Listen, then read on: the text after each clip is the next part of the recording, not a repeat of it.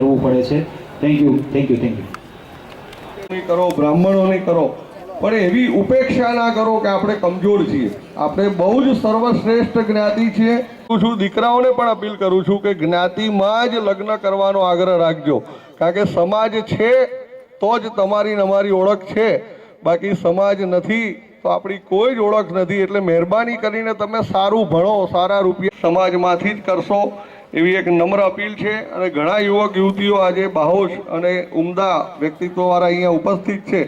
દરેક પોલ ઉપર બધી સૂચના આપવામાં આવશે। આપ આપનો જીવનસાથી શોધો, ખૂબ સુખી થાવ। શુભેચ્છા સાથે હું વિરમું એ પહેલા અખિલ ગુજરાત લોહાણા સમાજ તરફથી મારા હોદ્દેદારમાં ધીરુભાઈ આપ પણ સ્ટેજ ઉપર આવો, કિશોરભાઈ આપ, નરેશભાઈ, આપણે બધા ગૌતમભાઈનું એક સ્વાગત।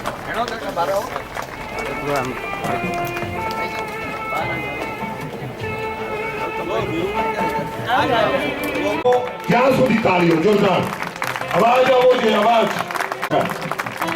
ખૂબ સરસ।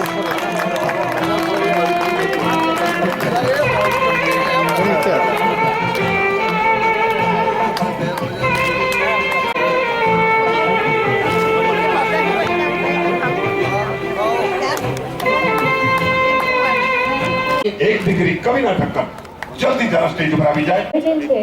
તેથી આજકાલના ભણેલા ગણેલા છોકરા છોકરીઓ એટલા સમજદાર હોય છે કે પોતાનું પાત્ર શોધી શકે છે પોતાની જ્ઞાતિમાં। એના માટે શુભ લગ્ન ખૂબ સરસ કહેવાય ને, સારું એ લગ્ન જીવન એમનું સારું રહે એના માટે શુભેચ્છા। આ અંગે જરા આપનો પ્રતિભાવ આપશો ગૌતમભાઈ ઠક્કર।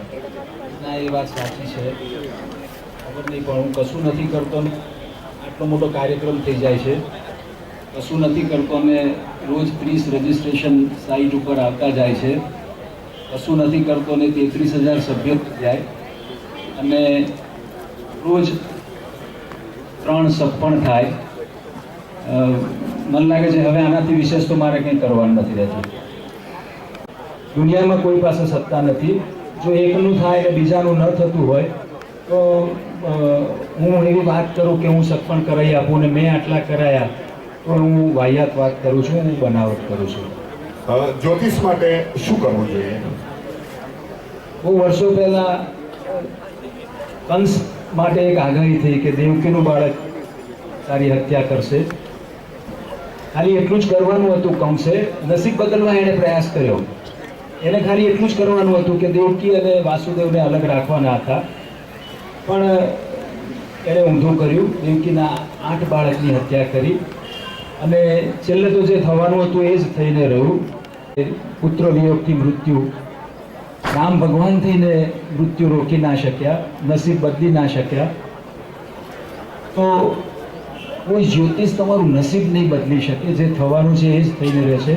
જન્મથી જે નક્કી છે, તમે જે લખાઈને આવ્યા એમાં તો ભગવાને એની સત્તા છોડી દીધી। રાબી કે કેમ તે અંગે આપનો બસ આ પણ આવી જ વાત છે કે જો કંસ વિધિ કરાવી શક્યો હોત અને કોઈ પણ વિધિ કરાવીને નસીબ નથી બદલી શકાતું, એ પૈસા કમાવાની જે પ્રવૃત્તિ થઈ જાય છે મારી દ્રષ્ટિએ તો એનો કોઈ મિનિંગ નથી। મેં રિસ્પોન્સ નથી મળતો એનું એક જ કારણ છે કે વાત અજાણ્યામાં થાય છે। તમારા સર્કલમાંથી વાત પૂરી થઈ ગઈ, વચ્ચે કોઈ માધ્યમ હતું, વાત ચાલી એટલે ફટાફટ મીટિંગ થઈ ગઈ।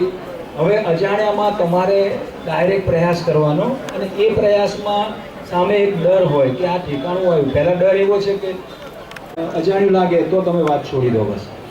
ગૌતમભાઈ ઘણી બધી જગ્યાએ પૈસા બગાડ્યા, શું કરવું જોઈએ? ના, આમાં એવું છે કે ઘરે કોઈ બીમાર છે તો ડૉક્ટર બદલીને ટ્રીટમેન્ટ ચાલુ રાખવાની, ટ્રીટમેન્ટ છોડાતી નથી। આપણું કામ નથી પતતું તો તમારે જુદા જુદા મેરેજ બ્યુરો, મારી પાસે ધારો કે તમારા મેળે થતું હોય છે, આપણે તો અમથા કોલર ઊંચા કરીએ છીએ કે મેં શોધીને મેં કર્યું। મારી દ્રષ્ટિએ કોઈ પાસે સત્તા નથી આ બાબતે। ખૂબ સરસ સાહેબ। ગૌતમભાઈ સાહેબ, એનઆરઆઈ માટે શું કાળજી રાખવી? પરિચિત વગર ના જશો, મળો, વાતચીત કરો, અંગત કોઈ પરિચિત નીકળે છે, અભિપ્રાય લો અને આટલી ચકાસણી કર્યા પછી જ હું તમને એક દાખલો આપું કે આપણે પૂછ્યા વગર એના મા બાપ કોણ છે જેમ ગાડીમાં કંપની એના મા બાપ છે, એમ અહીંયા એના મા બાપ કોણ છે, કુટુંબ કોણ છે, કુળ શું છે, સંસ્કાર શું છે, તપાસ કરીને જ આગળ વધવું જોઈએ. મારા ત્યાં ફ્રી રજિસ્ટ્રેશન છે, રોજના 30 વધે છે. જેમ તમારે લગ્ન પછી ખરીદી માટે મોટો સ્ટોર પસંદ કરો છો કે આસોપાલોમાં જઈએ એટલે સરસ બધું મળી રહે, 25,000 પોતો ત્યાં આગળ એ 100 નંગનો ઢગલો કરે, 20,000. ની સફળતાનું કારણ શું સાહેબ? બસ આમાંથી ઇન્ક્વાયરી જનરેટ થાય અને કામ થયા કરે, એ જ કારણ હોય છે. હું નથી કંઈ કરી શકતો. એની મેળે મારું કામ તમને એક પ્લેટફોર્મ આપવાનું છે, એ તમને બેસાડી દીધા, તમને એક્સપોઝર આપવાનું છે, એ ડિરેક્ટરીના માધ્યમથી મળશે અને કાલે તમને સમાજમાંથી ઇન્ક્વાયરી આવશે. કાર્યક્રમ સફળ જ કહેવાય. સક્સેસ રેશિયો છે એટલે જ 33,000 સભ્ય છે અને રોજના 3 સત્પણ. બસ આ આપણો પ્રેરણા આપને ક્યાંથી મળી? મારા બાપુજી. બહુ અચ્છા, બહુ અચ્છા. ખૂબ સરસ, ખૂબ સરસ. ધન્યવાદ. to be amongst you and I talk about a very serious issue. પહેલે દૂર દૂરથી આવેલા તમામ સભ્યોનો આભાર માનું છું. ખાસ કરીને મને આ કાર્યક્રમ સફળ કરવામાં જેણે મદદ કરી છે, મેઇનલી દીપકભાઈ કારિયા, મુકેશભાઈ ઠક્કર, જીતુભાઈ ઠક્કર, જયેશભાઈ માણેક, બાર મિત્રો બેઠા છે, કિરણભાઈ સોઢા, અનિલભાઈ ઠક્કર, રાજીવભાઈ ઠક્કર, પ્રેસ આર્ટ લાઇન વાળા આનંદભાઈ ઠક્કર. અને છતાં પણ કોઈ રહી જતું હોય ઉતાવળ છે, હવે મને એમ લાગે છે કે મારે હવે કાર્યક્રમ શરૂ થઈ જ ગયો છે. આ બાજુ કેટલાક મિત્રોની મિટિંગ ચાલુ થઈ ગઈ છે, એ પણ આનંદની જ વાત છે.